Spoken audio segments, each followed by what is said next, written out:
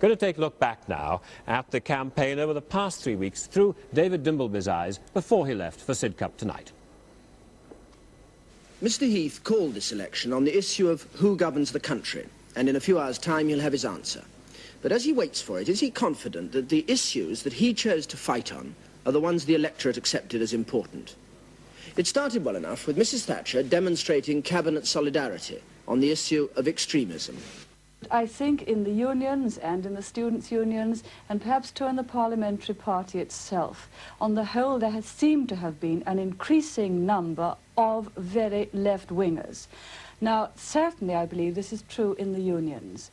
Most of us have been brought up on the idea that the communists have certain ways of operating. Certainly they have never, in fact, got very far in Parliament, but undoubtedly they have got very important places in the unions. Good afternoon. Good afternoon. Good afternoon. Meanwhile, the party workers were preparing for battle. The Liberals still had an army to recruit. And I understand you want to be a Liberal candidate. Yes, indeed.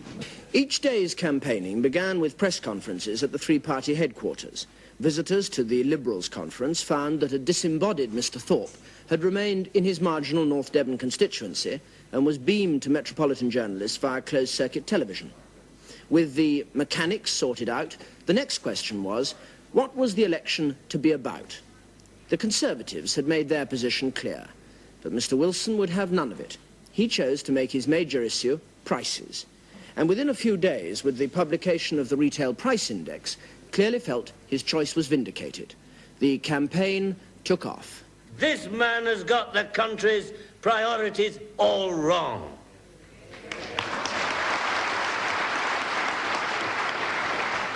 Let Mr. Heath stop making excuses. Let him stop whining.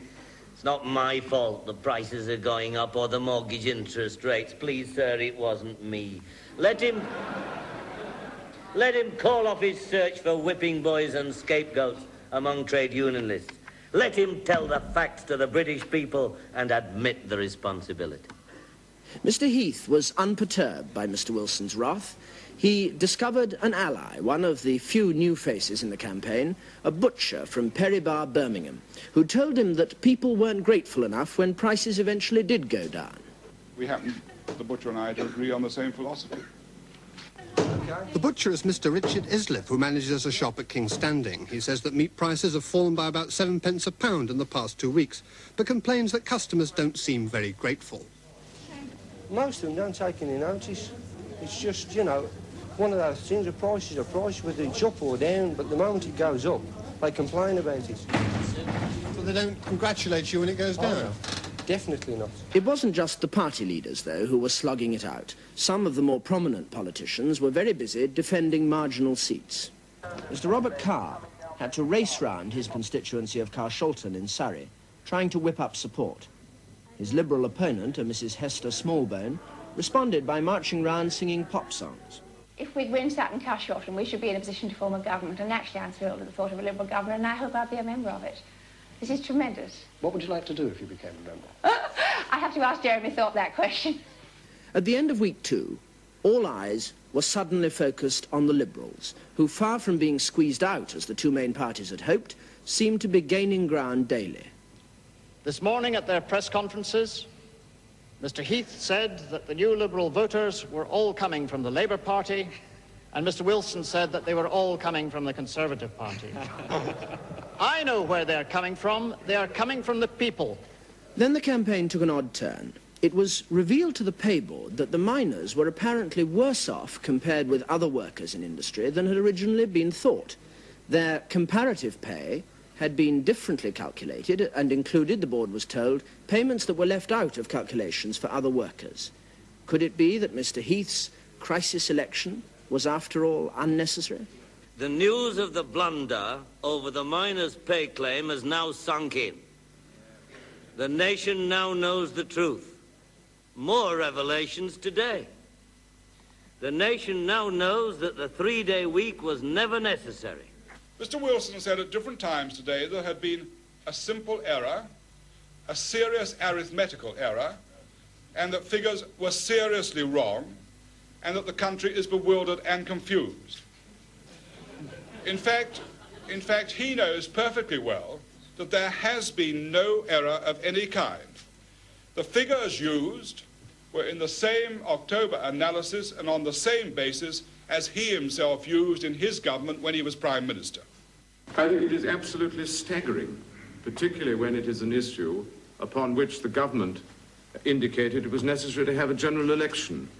Call a general election on the issue and then discover that your figures are wrong afterwards. This is a pure Alice in Wonderland situation. For one man, however, there was no doubt about the truth behind this election. Mr. Enoch Powell described it as a fraud and withdrew. The retirement was brief, and with only a few days to go before polling, Mr. Powell re-emerged into the spotlight to urge his supporters to vote Labour, a remark which prompted one of them to call him a Judas. Judas was paid. Judas was paid. I am making a sacrifice.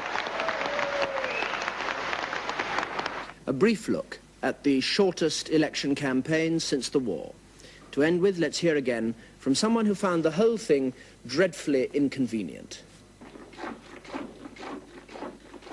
For Mrs. Ernley Money, wife of the Tory candidate at Ipswich, the election couldn't have come at a worse time. It's all been an awful muddle because with the election being on the 28th and Rosie carving early, she was meant to carve on the 14th. And that's thrown us all a lot because we weren't expecting her to. And so we've had milk everywhere. And we're making butter and we're making cheese. And we don't know what we're doing with the milk. And it's made it very complicated. Well, some of the moments of the election battle are seen from the great men and the view of some of the troops.